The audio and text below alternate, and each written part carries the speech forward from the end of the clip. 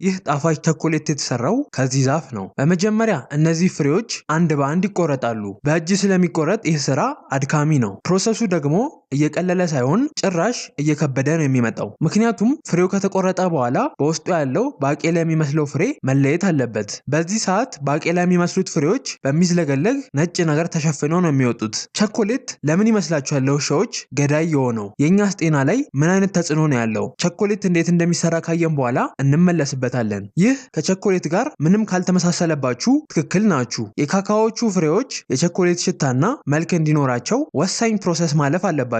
ፍሬዎቹ እንዲብላሉ ሳጥን ውስጥ ይገቡና በሙዝ ቅጠል ይሸፈናሉ። ከዛ ከ3 እስከ 9 ቀናት እዛ ውስጥ ይተዋሉ። ይህ ፕሮሰስ ወሳኝ ነው፣ ምክንያቱም ባክቴሪያዎችን ብቻ አይደለም የሚገለው። ይህ ነጩን ነገር ያጠፋዋል። በመጨረሻም የሚታወቁበትን የቸኮሌት ጣዕምና ቀለም ይሰጠዋል። ከዛ ቀጣዩ ማድረቅ ነው። ይህ የሚደረገው ሻጋታንና እርጥበትን ለማስወገድና የባክቴሪያ ወይም ፈንገስ እድገትን ለመገደብ ነው። ከዚህም በላይ ግን ይህ ፕሮሰስ የቸኮሌት ጣዕሙ የበለጠ እንዲጨምር ያደርገዋል። ይህ ፕሮሰስ ካለቀ በኋላ ፍሬዎቹ ለፋብሪካ ለመቅረብ ዝግጁ ይሆናሉ። ፋብሪካ ከደረሱ በኋላ በጥራት መርማሪ አካላቶች በደንብ ይመረመራሉ። ፍሬውን ይቆርጡትና ትክክለኛው ቀለምና ወጥ መሆናቸውን ያረጋግጣሉ። ከተመረመሩ በኋላ ወደ ቀጣዩ ስቴፕ ያልፋሉ። በመጀመሪያ ይቆላሉ። ከዛ ሲሊንደር ውስጥ ይገቡና ሙቅ አየር ከ30 እስከ 2 ሰዓት ድረስ ይነፋባቸዋል።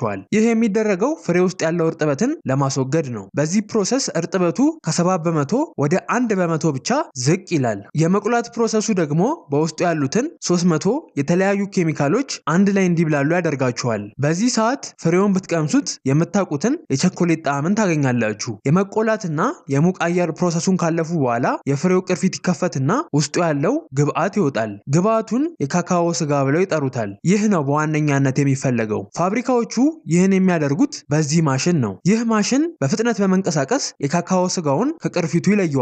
ከዛ ቅርፊቶቹን በንፋስ ያስወግዳቸዋል። በቀጣይ የካካኦ ስጋዎቹ ይፈጩና እንደዚህ አይነት ደማቅ ቡኒ ይሆናሉ። በዚህ ሰዓት ብታሸቱት አልኮል ነው የሚለው። ቸኮሌቱ በዱቄት መልክ ከሆነ የተፈለገው አልካሊን ወይም ቤዝ የተባለ ፈሳሽ ዱቄቱ ላይ ይጨምሩበታል። ይህ የዱቄቱን ቀለም ደማቅ ያደርገዋል። መረር የሚለውን ጣዕም መለስ እንዲል ያደርገዋል። በተለይ ደግሞ በኋላ ላይ ዱቄቱ እንዳያያዝ ስለሚያደርገው ለማደባለቅ ቀላል ይሆናል። ከዛ አልካሊን የተጨመረበት የቸኮሌት ፈሳሽን በማሽን በመደፍጠጥና በመጭመቅ በውስጡ ያለው ቅባት እንዲወጣ ይደረጋል። ይህ ቅባት የቸኮሌት ቅባት ወይም የቸኮሌት ቂቤ በመባል ይጠራል። የቸኮሌት ቅባቱ ተጨምቆ ከወጣ በኋላ ጠጣር ፓርቱ ብቻ ይቀራል። ይህ የተደፈጠጠ ኬክ በመባል ይጠራል። ከዛ ይፈጭና በወንፊት ነገር ተነፍቶ ወደ ዱቄት ይቀየራል። በመጨረሻም ዱቄቱ ተጠቅልሎ ለገበያ ይቀርባል። ግን ቅድም የወጣውን የቸኮሌት ቂቤ አስታወሳችሁት? እሱ የሚጣል ነገር አይደለም። ቸኮሌቱ የተፈለገው በዱቄት መልክ ካልሆነ ቅድም አልካሊን ወይም ቤዝ ሳይጨመርበት በፊት የነበረው ዱቄት ላይ የቸኮሌት ቂቤው ይጨመርበትና ይደባለቃል። በቸኮሌቱ የሚሰራው ከረሜላ ከሆነ ስኳር፣ የወተት ዱቄት፣ የወተት ቸኮሌት ከሆነ እና ቫኒላ ወይም ሌላ ማጣፈጫ ይጨመርበታል። ቸኮሌቱ ጠጠር ብሎ ማራኪ እንዲሆንና ገና በእጃችሁ ስትይዙት እንዳይቀልጥ የማለስለስ ፕሮሰስ ውስጥ ይገባል። ይህንንም ለማድረግ በተመጣጠነ ሁኔታ ያሞቁትና ከዛ እንዲቀዘቅዝ ያደርጉታል። ቸኮሌቱ ከለሰለሰ በኋላ ቅርጽ ማስያዣ እቃ ውስጥ ይጨመራል። በመጨረሻም ቸኮሌቱ በውስጡ አየር እንደሌለ እና እንዳልተበላሸ ከተመረመረ በኋላ ፍሬሽ ሆኖ እንዲቀመጥ በመጠቅለያ ይጠቀልላል። ከዛ ለገበያ ይቀርባል። ግን ቸኮሌት በጣዕሙ ብቻ አይደለም የሚታወቀው። ከጀርባው አሳዛኝ ታሪኮችና ለጦርነት ራሱ ሳይቀር ምክንያት ሆኗል። ሊገርማችሁ ይችላል፣ ግን ቸኮሌት ለምግብነት መዋል የጀመረው ከ1900 ቢሲኢ ጀምሮ ነው። ይህም ማለት ከ3925 ዓመት በፊት ማለት ነው። ከዚህ ከደቡብ ሜክሲኮ ጀምሮ እስከ መካከለኛው አሜሪካ ድረስ የሚኖሩ ህዝቦች ፍሬዎቹን ከካካኦ ዛፍ አውጥተው ያዘጋጁት ነበረ። ግን ልክ እንደኛ አይነት ቸኮሌት ሳይሆን ፍሬውን ይፈጩትና የበቆሎ ዱቄትና ቃሪያ ጨምረውበት መጠጥ ነበር የሚያዘጋጁት። ብዙዎቻችን ቸኮሌትን እንወዳለን፣ ቢሆንም ግን የነሱን ያህል አይሆንም። ካካኦ በላባ ከተሸፈነ እባብ ፈጣሪ ከገነት ለሰው ልጆች የተሰጠ ስጦታ ነው ብሎ ያምኑ ነበረ። በአስቴክ ስልጣኔ ወቅት ደግሞ ካካኦን እንደ ገንዘብ ይጠቀሙታል። ንጉሳዊ ቤተሰቦች ደግሞ ቸኮሌቱን ይጠጡት ነበረ። በተጨማሪም ጦርነት ያሸነፉ ወታደሮችን ይሸልሙበት ነበረ። ከዚህም በላይ ለአምልኮ ስርዓቶችም ይጠቀሙት ነበረ። ቸኮሌት ለቀሪው ዓለም የተዋወቀው ግን ከ506 ዓመታት በፊት ነበረ። በ1519 የአስቴክ ህዝቦች በስፔን ቀኝ ግዛት ይገዛሉ። ሄርናን ኮርቴዝ የተባለ የስፔን የጦር መሪ እነዚህን ህዝቦች ይጎበኛቸዋል። በዚህ የጦር መሪ መቶ አለቃ ተመዝግቦ እንደተቀመጠው የአስቴክ ንጉስ 50 ጆግ የቸኮሌት መጠጥ ያስመጣና ለቀኝ ገዢዎቹ በወርቃማ ኩባያ ያስቀዳላቸዋል። ቀኝ ገዢዎቹ ሲመለሱ የቸኮሌቱን ፍሬ በመርከብ ጭነው ይመለሳሉ። ከተመለሱ በኋላ የቸኮሌት ፍሬው መራራ ጣዕም እንደ ሆድ ህመም ላሉ ህመሞች መድኃኒትነት ተስማሚ ያደርገዋል። ከማር፣ ስኳር ወይም ቫኒላ ጋር ተደባልቆ ሲጣፍጥ ቸኮሌትን በስፔን የነገስታት ቤተ መንግስት ውስጥ በፍጥነት ተወዳጅ ያደርገዋል። ብዙም ሳይቆይ የየትኛውን ባላባት ቤት ያለ ቸኮሌት መጠጫ ዕቃ የተሟላ መሆኑ ያቆማል። ቢሆንም ግን አንድ ችግር ነበረ። የቸኮሌት መጠጡን በብዛት ማዘጋጀት ጊዜ የሚፈጅና ከባድ ፕሮሰስ ነበር። ሰፊ የእርሻ መሬትንና ከአፍሪካ ባሪያዎችን ማስመጣት ይጠይቅ ነበረ።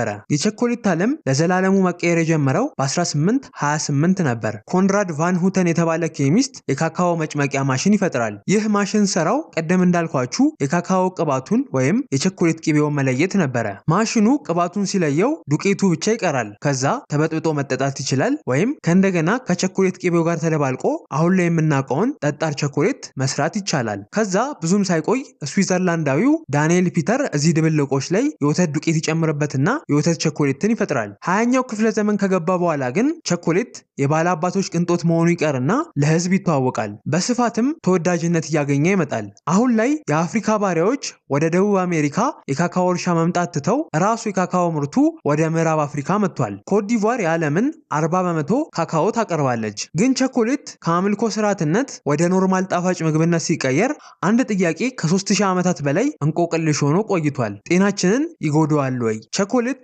ለንጉሶች፣ ለአርበኞች እና ለግዛቶች ምን እንደሆነ አውቀናል። ግን ሰውነታችን ላይ የሚያደርሰው ነገርስ? በውሾች ላይ የሚያመጣውን ተጽዕኖ ከማየታችን በፊት በእኛ ሰውነት ላይ የሚያመጣውን ነገር እንይ። ከምንም ነገር ጋር ያልተቀላቀለ ካካኦ ወይም የቸኮሌት ዱቄት ፍላቮኖይድ የተባለ ኃይለኛ ውህድ አለው። ይህ ውህድ የደም ግፊት እንዲወርድ ያደርጋል፣ የማስታወስ አቅም እንዲሻሻል፣ በተጨማሪም በልብ ህመም የመጋለጥ ዕድል እንዲቀንስ ያደርጋል። በዚህ ውህድ ውስጥ የሚገኙት ካተችን፣ ኤፒካተችን እና ፕሮሳያናይድን የተባሉት ንጥረ ነገሮች ኮሌስትሮል እንዲወርድ በማድረግ ብግነትን ወይም የሰውነት መቆጣትን በመቀነስና የደም መርጋትን በመከላከል የልብና የደም ዝውውር ስርዓትን ያግዛሉ።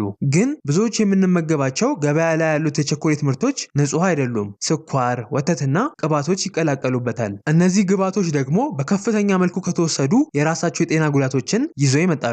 ስለዚህ ቸኮሌት ጤናማ ቢሆንም ጤናማነቱ አሰራሩ ላይ እና የምንወስደው መጠን ላይ ይመሰረታል። አሁን ላይ ውሾች ላይ ለምን ጉዳት እንደሚያደርስና እንደሚገላቸው እንይ። ቸኮሌት ቲዮብሮሚን እና ካፌን የተባሉ አነቃቂ ኬሚካሎች አሉት። እነዚህን ኬሚካሎች ደግሞ ልክ እንደኛ ውሻዎች መምጠጥ አይችሉም። ስለዚህ ሰውነታቸው ውስጥ ይከማችባቸውና የሰውነት ስርዓታቸውን ያናጋባቸዋል። በመጨረሻም ሊገላቸው ይችላል። ይህ ውሾች ላይ ብቻ ሳይሆን ድመቶች ላይም ይሰራል። ስለዚህ በፍጹም ለውሻም ሆነ ድመት ቸኮሌት አትስጡ። ለቀረው ዘመናችሁ አንድ አይነት ቸኮሌት ብቻ ብትመገቡ የትኛውን አይነት ነው የምመርጡት? ከደማቅ ቡኒው ቸኮሌት፣ ከወተት ቸኮሌት እና ከሚቀባው ቸኮሌት? ስለዚህ ለሌላ ጊዜ ቸኮሌትን ስትመገቡ አንድ ላይ ወደ 4000 ዓመት የሚጠጋ ታሪክና ሳይንስ እየተመገባችሁ እንደሆነ አስታውሱ።